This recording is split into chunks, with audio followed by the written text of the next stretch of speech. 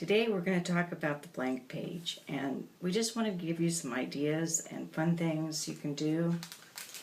Not everybody is afraid of the blank page, but if you're not an artist, just remember for one thing, we're just having fun and we're experimenting, so there's really no mistakes. But one time I was working with my journal, got busy, and then before I let it dry, boom, I had turned the page and I thought, oh no. When I opened it back up, I had a beautiful pattern like this. And one of the tricks that Vicki taught me was when you're working with your journal and you're working with a lot of water-based materials, sometimes the paint and the water can seep in over to the next page.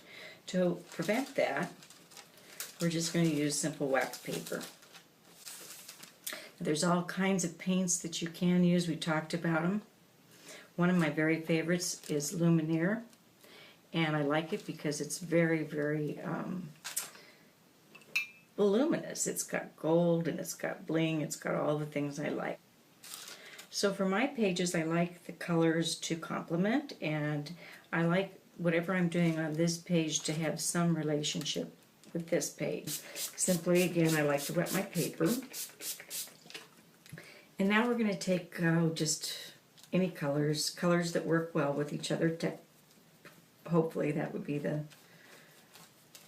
one of the main ingredients. And I've chosen some colors that I like. On this page I'm going to do a little of the green. Green and purple are really good together. Maybe make this page more green and that one more purple. It doesn't really matter because this is one of those things that it's going to blend.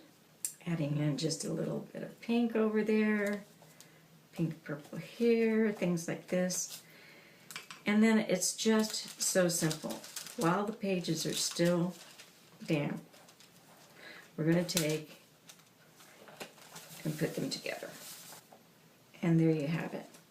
Another whole new way to make your page exciting. So when they dry, they're going to buckle a bit. To prevent that from happening, you simply take the wax paper when these pages are dry, put it in between so you have the wax paper in between the two, close your journal, and put a very heavy book on. There's tons and tons of different papers you can get. You can get papers that are glittery, papers that are mappy, and one of the things about the papers is usually one side is congruent with the other. So you can use one side as your base, and it's simply by cutting it to the size of your journal. I'm going to show you in a minute. I decided to do a whole back section on spirituality, and I began to use those papers more and more.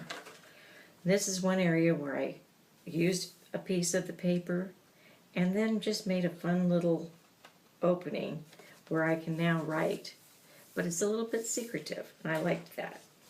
Again, using paper will help fill your page. You can also use paper on one side to give you the design, and here leave some blank space where now I can write. Now on this side I cut the paper, and then I made a little, I had paper left over, I folded it over, and now I have a little opening where I can write.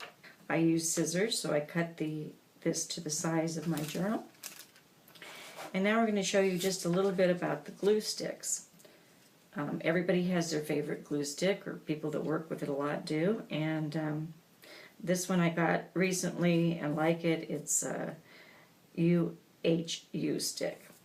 But Vicki taught me that you go from the center and work your glue stick around, making sure that all parts of your paper or whatever you're trying to adhere gets nice and glued. You turn the paper over, place it on the page. Again, working from the center out, you just smooth it out.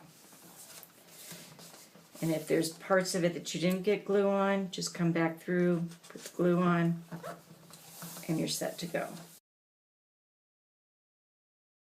There's just so many fun stamps.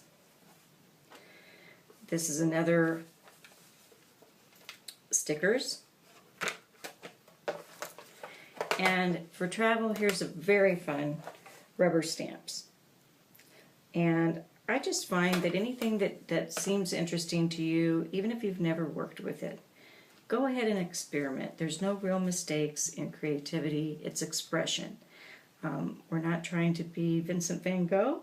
We're just trying to have fun and express ourselves with beauty and heart.